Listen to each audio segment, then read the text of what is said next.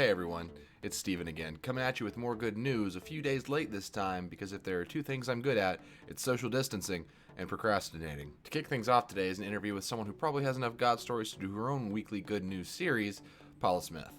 Brian spoke with Paula this week about relational discipleship. Check it out.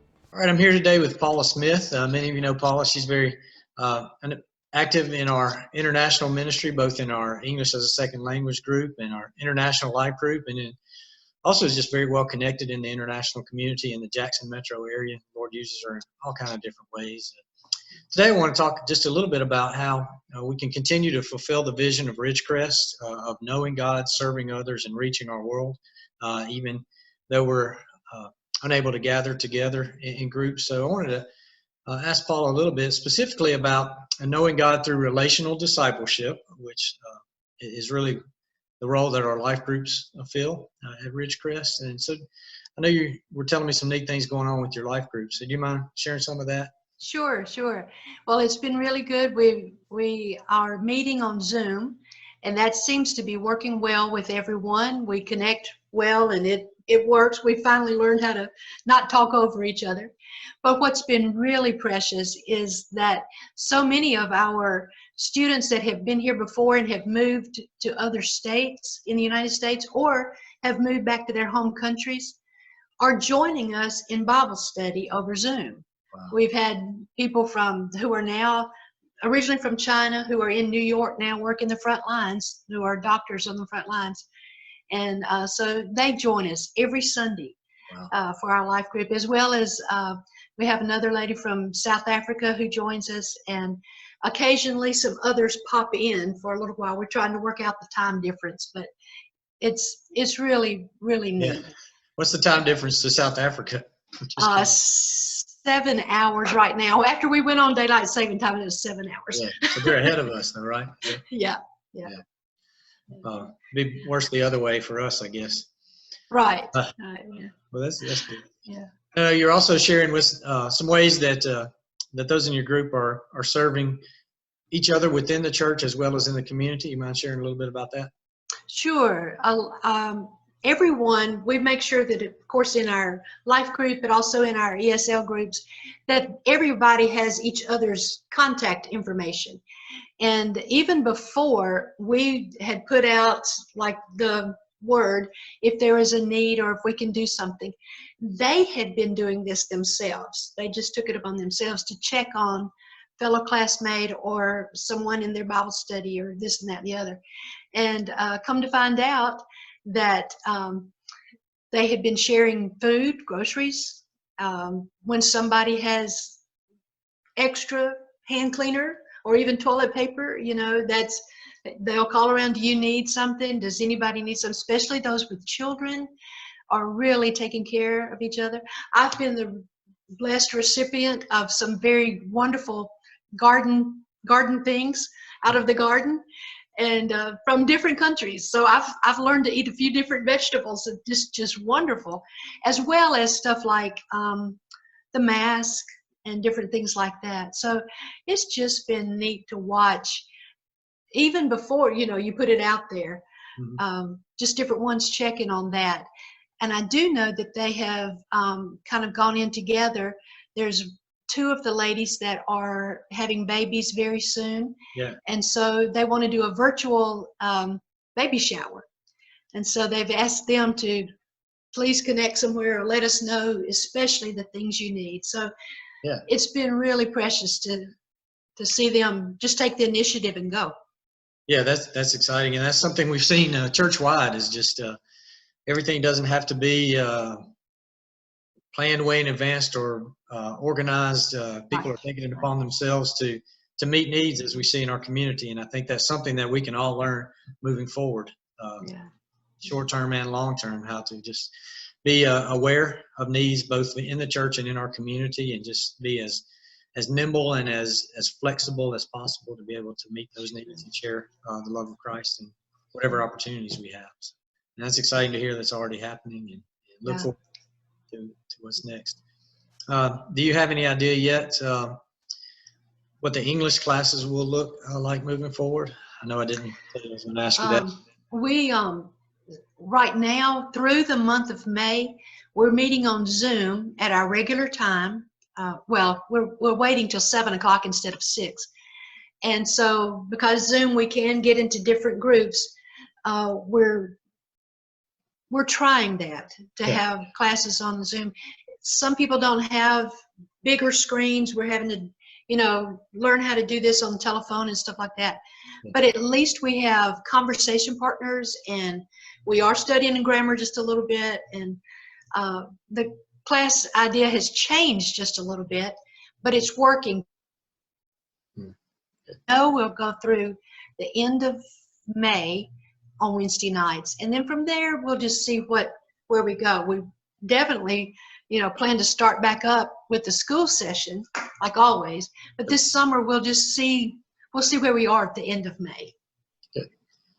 Well, Paula, I always enjoy visiting with you and hearing about different things that God's doing. Me too. So I appreciate it, and look forward to hearing some more stories next time we get together. Sounds great. Thank you. Next, Stacy spoke with Michael and Alyssa McClure about personal devotion, specifically within a family. Here's a piece of that conversation. The reason that I asked you guys to have this conversation with me is because through different conversations over the years, I know that you're making a real effort to work with specifically Nathan, your older child, on how to have that personal devotion time with him. And so knowing that you're actively doing that, I just wanted to kind of talk with you and see what is your passion behind wanting to set that example for him. For us, it kind of goes back, one of our key scriptures of the family has always been Deuteronomy 6, verses 4 through 9. And just to paraphrase real quick, that's love the Lord your God with all your being. And also it goes on to say, parents, you're tasked with teaching your kids all the words which have been spoken. So talking about all the things that God has commanded and God has told us to do and kind of his teaching. And so we've kind of taken that, it talks about, when you get up in the morning, when you go about through your day, when you lay down at night, you're supposed to talk about the things of God. So we've kind of modeled our approach in that sense. And of course it looks different, day to day. It doesn't always look the same, but just kind of doing that. And one of the reasons we've kind of keyed in on that is we've seen how that's played out in our lives with our family. Our grandparents and parents, how they've mentored us and kind of invested in us spiritually, whether it be talking about difficult things or just, personal devotion. We get things in the mail all the time, little snippets of little devotion things. So we always enjoy that. So just being involved, and that's kind of why we've chosen to, be involved with Nathan's spiritual growth and Emmett's as well. And like I said, it looks different, but that's kind of where we've based kind of our focus and thought on. You mentioned Nathan's 4 and Emmett is 10 months.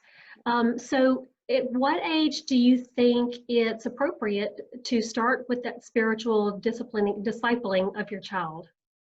I think you can start any age that your kids are now. Like,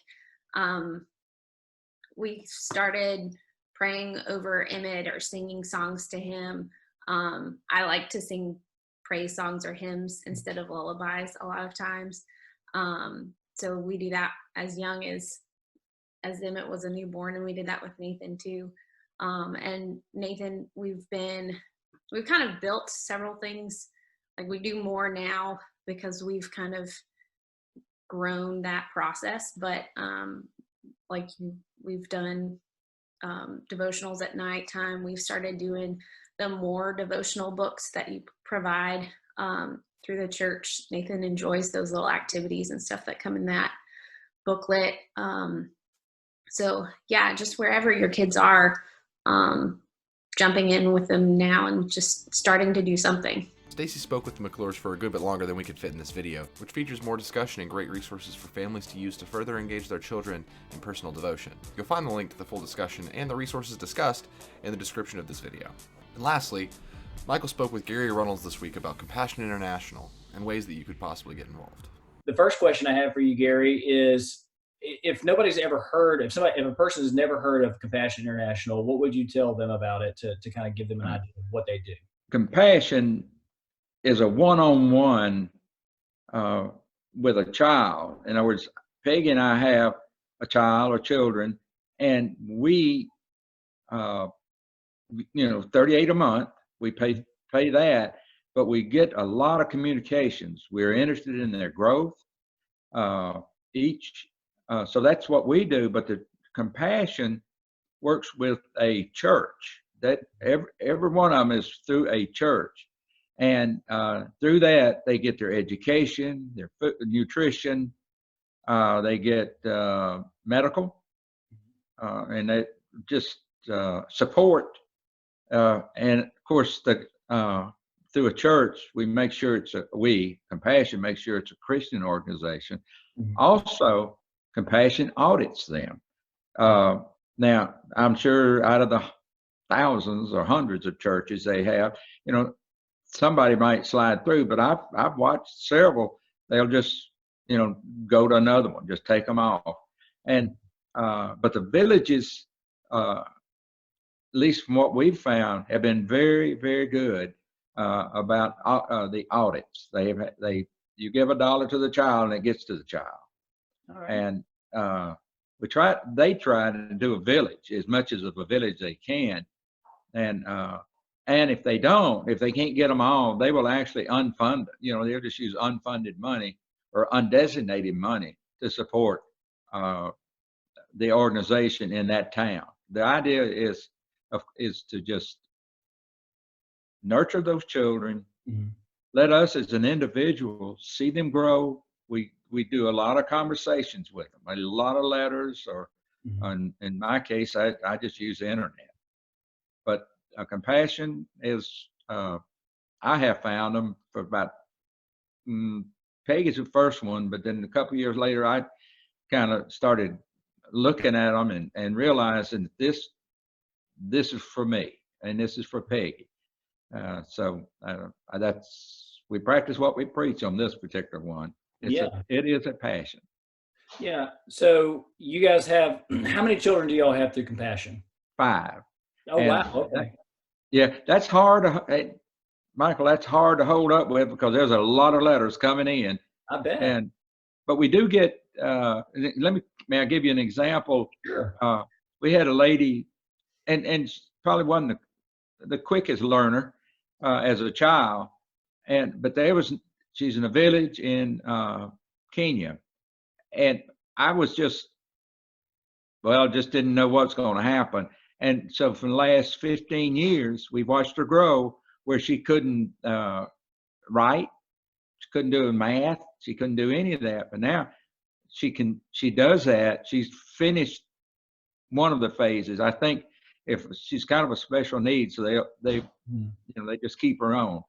But if you, at any time after a certain age, they'll just switch us to someone else. And that hadn't happened with her, but she can write in English. She writes her letters in English. She can count. So, instead of her future was very bleak. I mean, there's no way in the world she could have got a job.